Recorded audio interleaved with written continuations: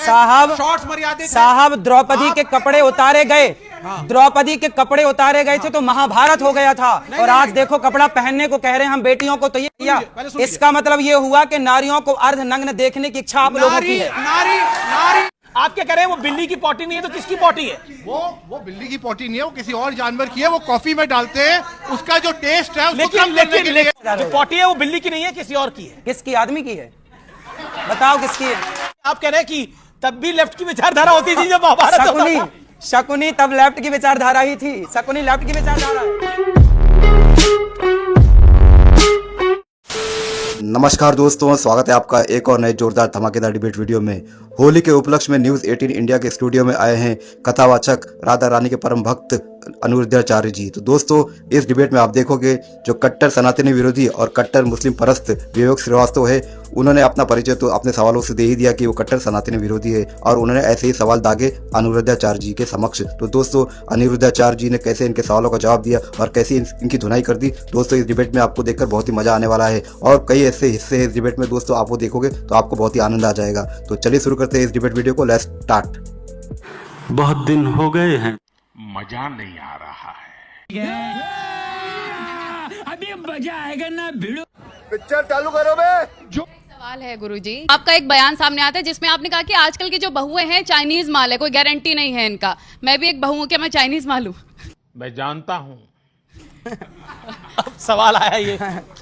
देखिए चाइनीज नहीं, ऐसा होता मैंने ये कहा कि देखो जो बहुएं संस्कारी होती हैं वो परिवार को लेके चलती हैं, लेकिन जो बात बात में बिगड़ जाती हैं, बात बात में गुस्सा होकर घर भाग जाती हैं। बीवी का काम है सिर्फ मुंह पे उंगली लगा ले। और ना, पति का भी काम है कि थोड़ा चुप रहे।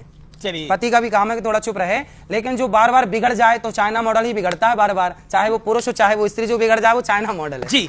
अब ये भी मुझे सिखाना पड़ेगा आपको। लेकिन आप जो है बॉलीवुड को कंट्रोल करना चाहते हैं, फ्रीडम ऑफ एक्सप्रेशन को कंट्रोल करना चाहते हैं, फिल्में आपके हिसाब से बने, मीडिया एंकर आपके हिसाब से बोले, ये हमारे साथ थोड़ी बोल रहे हैं। सुनिए, न्यूज आपके हिसाब से आए, मैं इसके खिलाफ हूं। दूसरी बात, ना आप पहले इनसे पूछ लो कि मेरे हिसाब से बोल रहे हैं क्या? मैं तो वैसे कह रहा हूं भाई, ये अगर आप यही चाहते हैं कि सब कुछ धर्मगुरुओं के हिसाब से इस देश का मीडिया कंट्रोल हो, फिल्में कंट्रोल हो, लेखन कंट्रोल हो, तो ये तो गलत चीज है। अरे तो गलत तो हो रहा है, मुन्नी बदनाम हुई चल रहा है संसार में, आपने रोका उसके खिलाफ बात की? अच्छा बात नहीं है।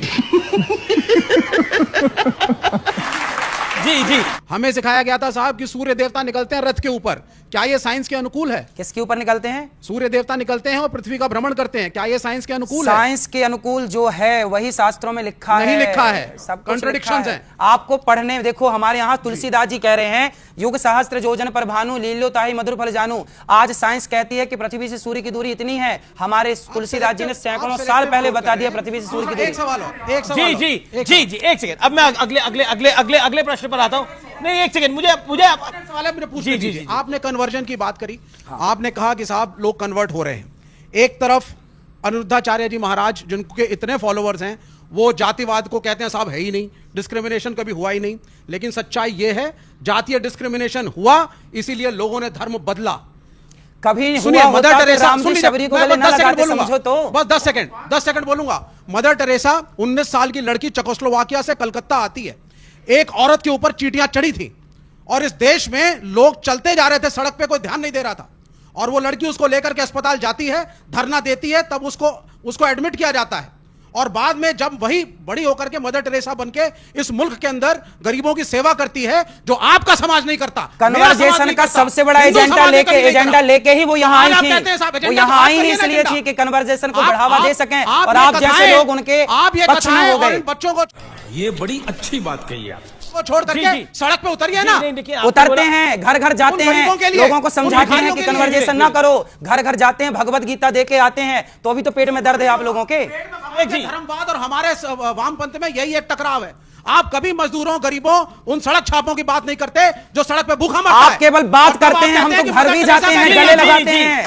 चलिए बात सुनो, इन्होंने कहा भूखों की।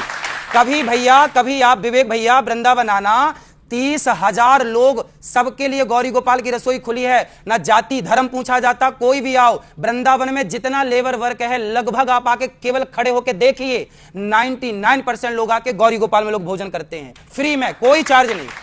30,000 लोग पर डे भोजन करते हैं। क्योंकि बार बस एक और है, और उसमें आप कह रहे हैं कि गोबर के इस्तेमाल से स्किन का रोग जो है वो दूर होता है, और ये जो गोबर है ये आपके शरीर को बड़ा खूबसूरत बना देता है। नहीं, यहाँ हमारे आचार्य ब्राह्मण जन बैठे हैं, पूछिएगा। ये परंपरा रही है हमारे यहाँ, श्रावणी त्योहार होता है ब्राह्मणों का। उस श्रावणी में हमारे यहाँ गाय के गोबर से, गौमूत्र से, गौरज से स्नान करने की परंपरा हजारों सालों से रही है। पूछ लीजिए सबसे। आप तो सबको कह रहे हैं ना ऐसे ही करके नहाएं। अरे तो जब परंपरा रही है तो उसमें कोई साइंस रहा होगा। गाय के गोबर में कितना गुण होता है। बिल्ली की पोटी की कॉफी पीने में ऐतराज नहीं है, तो गाय के गोबर से स्नान करने में क्या ऐतराज है? अरे मुझे चक्कर आने लग गया अब। जी, अब मैं अगले प्रश्न में आता हूं। अगले बिल्ली की नहीं है महाराज। किसकी है? आपको नहीं मालूम है? सब पता है, आप छिपा रहे, आप बिल्ली के मामा लगते हैं। और जानवर की है। अरे और उसका एक सेकंड, आप क्या कह रहे हैं? वो बिल्ली की पोटी नहीं है तो किसकी पोटी है? वो बिल्ली की पोटी नहीं है, वो किसी और जानवर की है। वो कॉफी में डालते हैं, उसका जो टेस्ट है उसको लेकिन- कम करने लेकिन- के लिए। लेकिन- आपकी लेकिन- यही तो लेकिन- बात है। लेकिन- आप प्रॉब्लम ये है वो कह रहे हैं कि आप वो लोग मलमूत्र करते जो हो, है, आप वो चाहते जो हैं कि सब मलमूत्र वही है, करें। वो जो जिसे मलमूत्र कहते हैं, वो बिल्ली का अब नहीं आप है, किसी देखो, और जानवर का है। अब देखो ये बिल्ली का पक्ष लेने बैठ गए, जबकि ऑन रिकॉर्ड गूगल करो तो मिल जाएगा कि बिल्ली की पोटी की कॉफी बनने, लेकिन ये लगता है लेकिन बिल्ली वो कह रहे के हैं कि पक्षधर जो हो। पोटी है वो बिल्ली की नहीं है, किसी और की है। किसकी? आदमी की है। कैसी अपमानजनक बातें कर रहा है लड़का, ये अश्लील है ये लोडा। बताओ किसकी है? एक आपका वीडियो वायरल है जिसमें आपने बोला कि जैसे कपड़े होंगे सामने वाले का एक्शन और आचरण भी वैसा ही होगा। ये कपड़े मर्यादित होने चाहिए। हमारा कहना यह है कि कोई भी व्यक्ति हो, चाहे कहीं का हो, तो कपड़े तय क्यों करेंगे आप? स्त्री हो, पुरुष हो। एक सेकेंड, वाह, छोटा सवाल। कौन निर्णय लेगा क्या मर्यादित क्या ना मर्यादित? जीन्स मर्यादित है, स्कर्ट मर्यादित है, साहब, शॉर्ट्स मर्यादित है। साहब द्रौपदी के कपड़े उतारे गए, हाँ। द्रौपदी के कपड़े उतारे गए थे तो महाभारत हो गया था। और आज देखो कपड़ा पहनने को कह रहे हैं हम बेटियों को, तो ये भड़क रहे हैं, ये परेशान हो रहे हैं। बेटियों के ऊपर छोड़ दीजिए। एक मिनट, ये इसका मतलब ये हुआ, इसका ये महिला सशक्तिकरण का जमाना है। इसका मतलब एक ये लड़की- हुआ- पर सुन लीजिए जी, ये जी, जी, जी। एक लड़की को भैया, पहले सुन लीजिए। इसका मतलब ये हुआ कि नारियों को अर्धनग्न देखने की इच्छा आप लोगों की है। लेकिन मेरा प्रश्न है, एक सेकंड, लेकिन मेरा प्रश्न है, नारी निर्णय लेगी उसे क्या पहनना है क्या नहीं। अपनी ये सोच पॉइंट है। मर्दों को बदलनी चाहिए। अपने लड़कों को सुधारने का बिल्कुल ये बात आपकी जायज है। तो माई बॉडी माई चॉइस है। किसी का मन करेगा तो वो शॉर्ट्स डाले, किसी का मन करेगा तो वो जीन्स डाले, किसी का मन करेगा तो वो धोती डाले, किसी का मन करेगा वो कुर्ता डाले, किसी का मन करेगा तो कि वो गंजी में घूमे तो वो गंजी में घूमे। कुछ वो भी मन तो डाले। उसी का है। अच्छा ये लड़कों को बताओ सब पाने का अधिकार है, भैया, मैं लड़की को आपसे नहीं। पूछूं कि जी। कपड़ा पहना क्यों जाता है? शरीर ढकने के लिए। अरे तो जिस कपड़े से शरीर ढके ही ना, तो फिर कपड़े पहनने का अर्थ क्या निकला?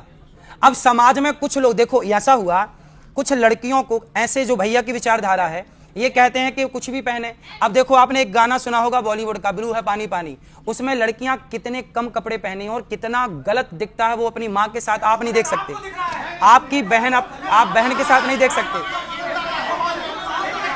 इन लोगों को देखना वही है, इसलिए ये पक्षधर है उनके। चलिए कैसे कैसे लोग रहते हैं यार यहाँ पर। जब युधिष्ठिर अपनी पत्नी को जुआ खेल के दांव पे लगा देते हैं, तब महाभारत नहीं दिखती है आपको। हाँ। तब श्री कृष्ण नहीं दिखते। क्यों नहीं दंडित किया युधिष्ठिर को श्री कृष्ण ने तब? जी। कहां था धर्म? और धर्म जब सीता था, को- धर्म और था, दूसरा धर्म सवाल, था। दूसरा भी नहीं, सवाल दूसरा सुन नहीं, अभी लीजिए। एक पूरी बात जानते हैं, पूरी बात जानते हैं। धर्मराज वैसे युधिष्ठिर नास्तिक ने, है, वैसे नास्तिक है ये। धर्मराज युधिष्ठिर ने जुआ नहीं खेला था, षड्यंत्र के तहत खिलाया गया था। पूरी, अरे भगवान पूरा पढ़ा करो, आधा अधूरा तुम रील वाले हो।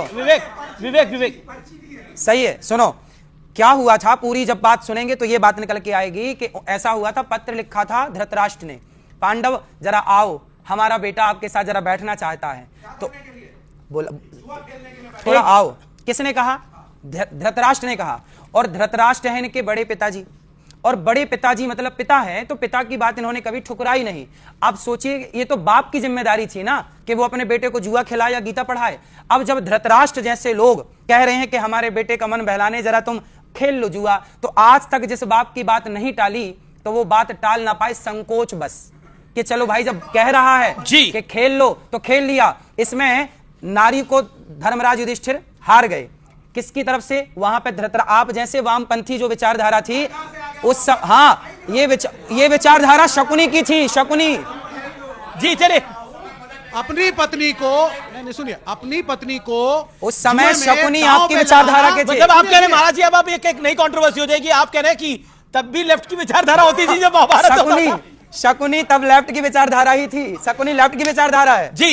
ये भगवान क्या जुल्म है। जी जैसे शकुनी ने भड़का दिया दुर्योधन को, दुशासन को साड़ी खींचने के लिए, ऐसे ये नारियों को कम कपड़े पहनने के लिए ये विचारधारा आखिरी भड़काती आखिरी है। इसकी माँ का भोला चेहरा।